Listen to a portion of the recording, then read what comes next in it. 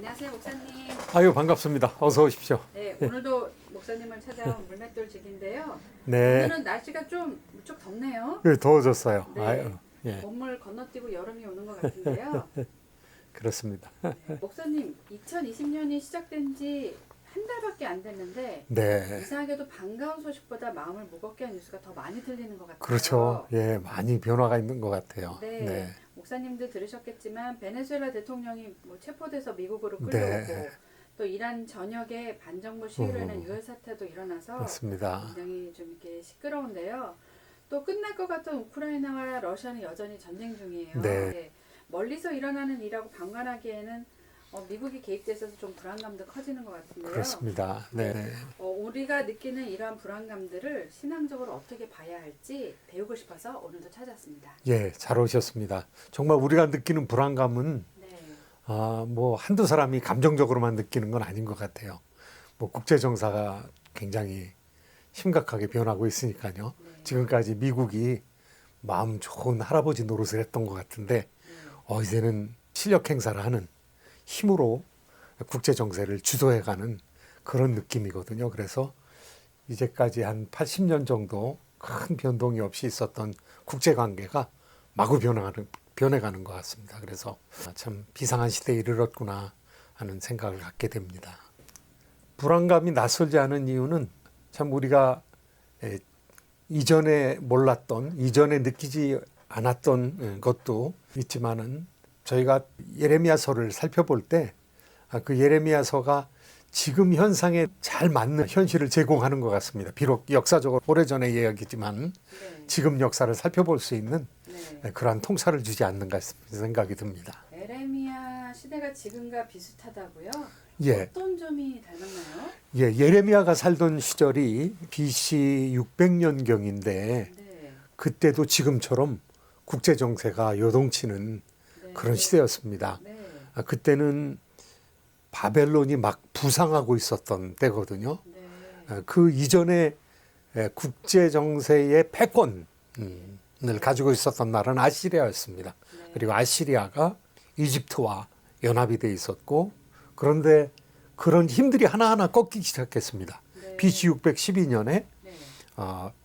니느웨가 함락이 됐습니다. 아시리아 수도 니느웨가 바벨론에 의해서 네. 함락이 돼서 없어져 버렸고 그 다음에 얼마 안 있어서 BC 605년에 아시리아하고 이집트하고 힘을 합쳐서 바벨론과 싸웠습니다. 그 갈그미스 전투라고 그러는데요. 네. 이 티그리스강, 유프라테스강 연안에 있는 아주 전략적인 포인트인데 네. 거기서 또 바벨론에게 또 패했습니다.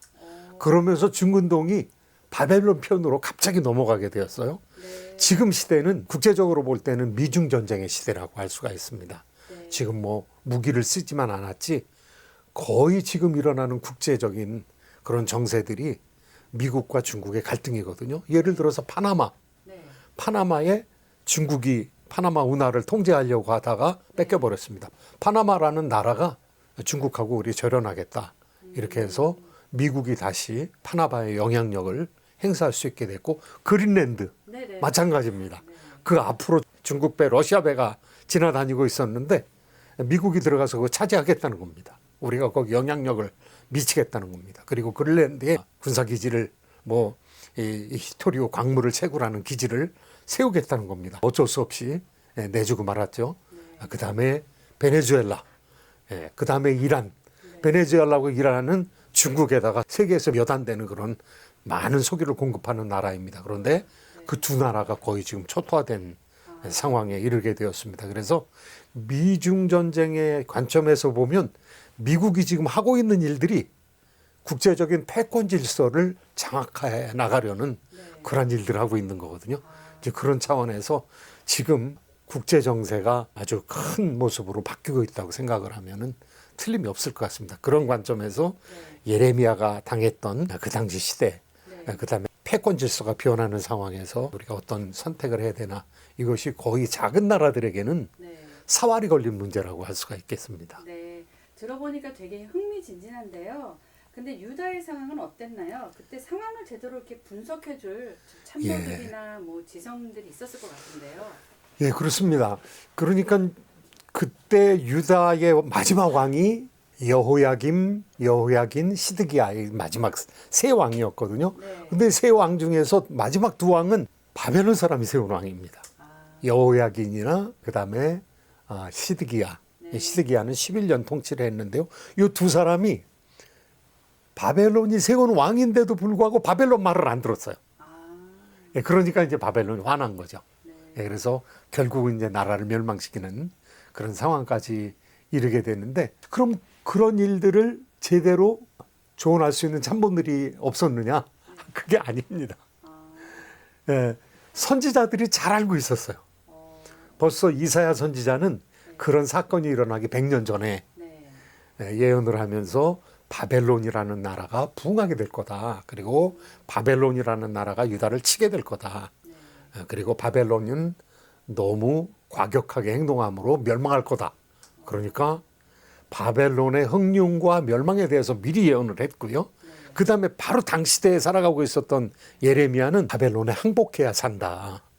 그러니까 국제 정세를 아주 완벽하게 읽고 있었죠. 그리고 바벨론이 이렇게 침략하게 된 건 너희들이 정의롭지 않기 때문에 하나님께서 심판의 막대기로, 심판의 몽둥이로 드신 것이니까 너희들 회개하고 엎드려서 굴복해야 된다. 이렇게 구체적으로 얘기했는데 민족적인 자존감 때문에, 자존심 때문에, 그 다음에 왕의 명예 때문에 굴복할 수가 없었습니다. 그 당시에 이 신하들이 대부분 친 이집트파, 반 바벨론파, 네. 그런 입장을 가지고 있었기 때문에 네. 선지자들의 이런 얘기를 쓴 얘기죠. 너희들 죄 때문에 심판받는다. 이런 얘기를 겸손하게 받아들이지를 못하고 오히려 좋은 얘기를 하고 있는, 영적으로 바른 얘기를 하고 있는 예레미야를 죽이고 또 감옥에 가두려고 하는 그런 잘못을 행했던 것입니다. 아, 들어보니까 이스라엘이 망한 근본적인 이유는 결국 정의가 없었기 때문이네요. 맞습니다. 네. 예. 그럼 에레미야가 그 당시에 전한 가장 핵심적인 메시지도 바로 정의였을까요? 예, 그렇습니다. 몇 가지로 생각해 볼 수 있는데, 네. 뭐 간단하게 얘기하면 너희들 회개하라. 예. 회개하라는 이유는 하나님께서 그 나라를 세우실 때 하나님의 성품이 공의와 사랑이라고 늘 우리가 얘기하지 않습니까? 네. 그러니까 공의와 사랑을 잘 실천하는 그런 나라가 돼야 되는데 사실은 건국정신을 상실해 버린 거죠. 우리나라는 어떻습니까? 홍익인간의 이념으로 만들어진 오래전부터 그런 인류를 아주 넓게 이롭게 하는 그런 나라가 되기 위해서 우리 대한민국이 있다, 이렇게 생각하지 않습니까? 정의와 공의를 행하고 또 사랑을 행하는 나라가 되는 것이 이스라엘의 마땅한 일이다. 그런데 이사야 선지자가 볼 때는 그렇지 않았습니다.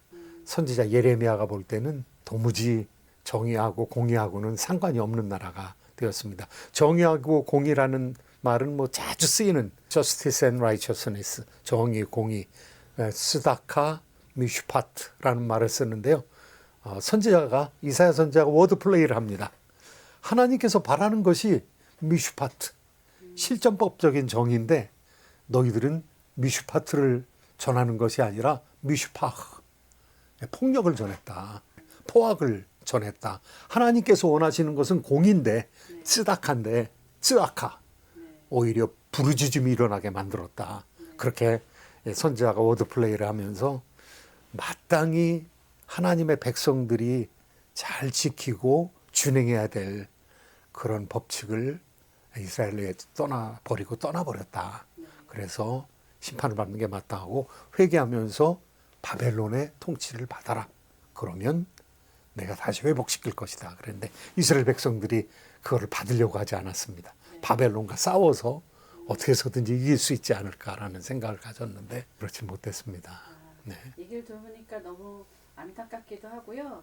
또 이 시대를 잘 읽어서 또 그 시대 하나님의 말씀을 따라서 살아야 되겠다라는 생각이 드는데요. 네. 이 시대의 예레미야는 누구를 가리키는 건지 좀 궁금하기도 하고요. 예, 그렇습니다. 이 시대에도 예레미야와 같은 그런 존재들이 저는 있다고 생각합니다. 국제 정치를 잘 파악해서 볼 수 있는 사람, 그 다음에 하나님 말씀을 통해서 이 시대를 분별하고 읽을 수 있는 사람. 우리가 올해 시작하면서 이사갈 지파의 지도자들 같아야 된다. 그런데 이사갈 지파는 시대를 읽는 사람이라고 그랬거든요. Understanding the times.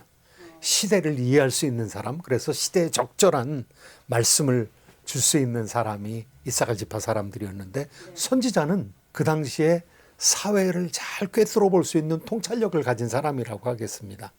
종교인이기도 하지만 하나님 말씀을 받는 사람이기도 하지만 그 하나님 말씀을 그 시대에 적절하게 분별하여 전할 수 있는 사람이 바로 선지자였었거든요. 그래서 마이클 월서 같은 정치 사상가는 선지자는 사회평론가다 그렇게 얘기를 했습니다.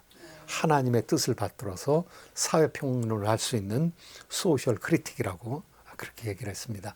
우리 이 시대를 살아가는 기독교인들도 참으로 하나님 말씀으로 분별해서 사회를 잘 분석하여 성도들로 하여금 옳은 일을 행하게끔 하는 정의를 공의를 행하게끔 하는 그런 사람들이 바로 이 시대의 예레미야가 아니겠느냐 생각을 하게 됩니다. 네.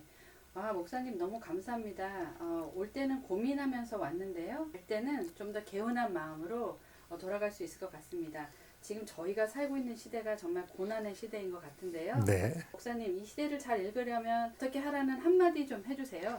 예, 성경을 자신의 개인적인 영역에만 가둬두지 마시고 시대에 대해서 성경이 뭐라고 얘기하는가 이것을 좀 들으려고 노력하는 것이 참 중요하다 하겠습니다.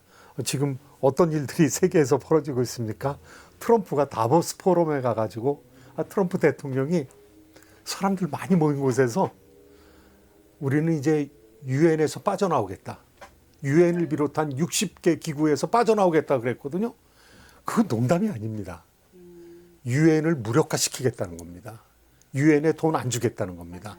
그리고 본인이 국제기구를 만든다고 그랬어요. Be of Peace, Board of Peace. 옛날에는 가자 문제 해결하기 위해서 그 집단이 만들어졌는데 지금은요. 20여 개 러시아를 비롯한 20여 개 국가가 참여하게 됐습니다. 그리고 60여 개 국가에 초청장을 보냈는데 그중에 한 절반이 조금 못 되는 사람들이 참여하게 됐고요. 거기에 돈을 내고 들어오라고 그러는 것은 국제정치 질서를 바꾸겠다는 겁니다. 그러니까 그런 것은 아주 굉장히 아주 확고하게 드러난 어떻게 보면 세계 질서를 가르는 일이거든요. 그런데 그런 일들을 쉽게 보내지 마시고 우리가 뉴스를 통해서 기도 제목도 삼아야 되고 또 성경을 보면서 이 시대를 읽을 수 있는 그런 분별력을 갖는 그래서 참 우리 듣는 시청자들께서 그런 통찰력을 가지고 미래를 위해서 기도해 주셨으면 좋겠다라는 생각이 듭니다. 네. 목사님 너무 귀한 말씀 감사하고요. 또 저희는 다음에 또 찾아오겠습니다. 예, 기다리겠습니다. 감사합니다. 수고하셨습니다.